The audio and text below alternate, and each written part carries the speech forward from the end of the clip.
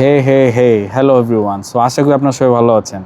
So আজকের ভিডিওতে আমরা একটা গুরুত্বপূর্ণ টপিক নিয়ে আলাপ আলোচনা করবো, সেটা হচ্ছে মডেল ক্যালিব্রেশন। ওকে, আশা করি আপনারা আমার আগের ভিডিওগুলোও দেখেছেন এই প্লেলিস্টের। ওকে, সো দেন আসলে it make sense to watch this video. So প্রথমে আমি একটা এক্সাম্পল দিয়ে শুরু করতে চাই, আমার ফেভারিট। ওকে, সো আপনার কি এমন কোনো বন্ধু আছে যে সবসময় বলে, দোস্ত 100% শিওর কালকে বৃষ্টি হবেই হবে, অথবা 100% শিওর বাংলাদেশ কালকে অস্ট্রেলিয়ার সাথে জিতবে ক্রিকেট ম্যাচে? ওকে, কিন্তু দেখা যায় আসলে কিছুই হয় নাই। ওকে, দেখা গেল কালকে প্রচণ্ড রোদ, দেখা গেল বাংলাদেশ এমন হারছে যে 50 রানে অল আউট। ওকে, সো ডেটা সায়েন্সের মডেলগুলোও কিন্তু ঠিক এমনই ওভার কনফিডেন্ট হতে পারে। ওকে, সো একটা মডেল হয়তো আপনাকে বলছে যে 90%, বাট ইন রিয়ালিটি সে আসলে just 60% of the time right. So এই যে আপনার কনফিডেন্স আর রিয়ালিটির মধ্যে যে একটা বিশাল বড় গ্যাপ, ওকে, সো এই গ্যাপটাকে আমরা ঠিক করব ক্যালিব্রেট করে। ওকে, মডেল ক্যালিব্রেশন যেটাকে বলে, যেহেতু আমি মডেলের ক্যালিব্রেশন করছি তাই মডেল ক্যালিব্রেশন নাম। ওকে, আর আজকে আমরা শিখবো যে কেন লাইক আপনার মডেলে শুধু জাস্ট সঠিক হওয়াই যথেষ্ট নয়। ওকে, তাকে লাইক নিজের কনফিডেন্স লেভেল নিয়েও লাইক সত্যবাদী হতে হবে। সো ধরেন একটা ক্যান্সার ডিটেকশন মডেল 10 জন পেশেন্টের জন্য বলছে যে তাদের ক্যান্সার হওয়ার সম্ভাবনা 70%। ক্যালিব্রেশন যদি ঠিক থাকে তাহলে দেখবেন যে 10 জনের মধ্যে 7 জনেরই ক্যান্সার পাওয়ার কথা, রাইট? যদি দেখা যায় 7 জনের বদলে মাত্র লাইক 3 জনের পাওয়া গেছে, তার মানে আপনার মডেল ওভার কনফিডেন্ট। ঠিক আছে, আমি আরেকবার বলি।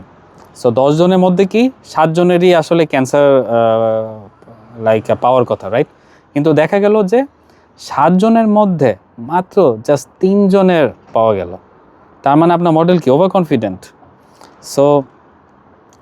সো এই যুগে আইসা লাইক যেমন হেলথ কেয়ার, তারপর ফাইন্যান্স, এইসবে কিন্তু আপনার মডেলের এই প্রবাবিলিটি ক্যালিব্রেশন খুবই জরুরি। কারণ আপনার যদি ভুল কনফিডেন্স হয়, মডেল যদি ভুল কনফিডেন্ট হয়, তাহলে কিন্তু অনেক বড় বিপর্যয় আনতে পারে।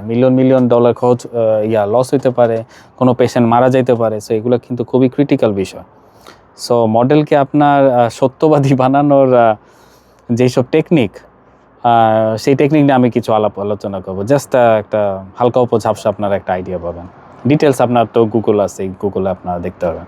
সো ফার্স্টে আমি যেটা বলবো, প্লাট স্কেলিং।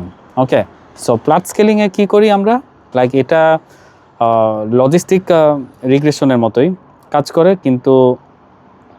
কিন্তু আপনার মডেলের লাইক স্কোরগুলোকে সে কী করে আপনার রাইট অ্যাকুরেট প্রবাবিলিটিতে সে ট্রান্সফার করতে পারে। ওকে, দেন আরেকটা হইলো আপনার আইসোটোনিক রিগ্রেশন। ওকে, সো এটা একটু ফ্লেক্সিবল, বাট এটা হচ্ছে আপনার লাইক নন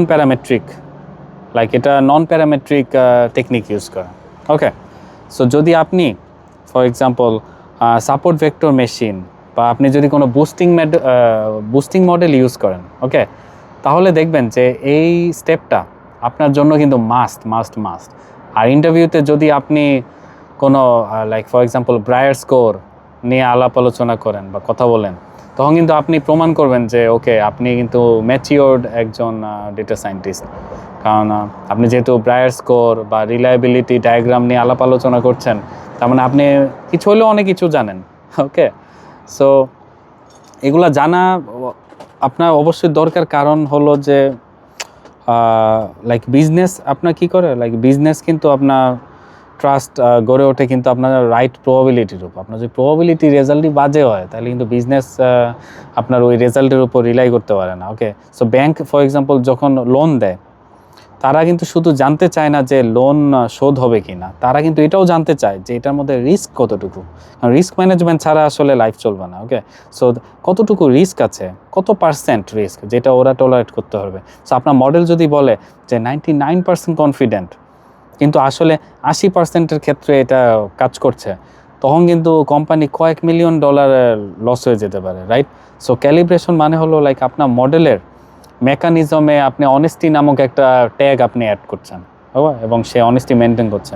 সো আমার 80% যদি আমার ক্যাপাবিলিটি হয়, আমি 82-83%ই বলবো, আমি 90% বলবো না, ওভার কনফিডেন্ট হয়ে কিছু বলবো না যেন কোম্পানির কোনো ক্ষতি হয়। সো এটাই ছিল আজকের টপিক।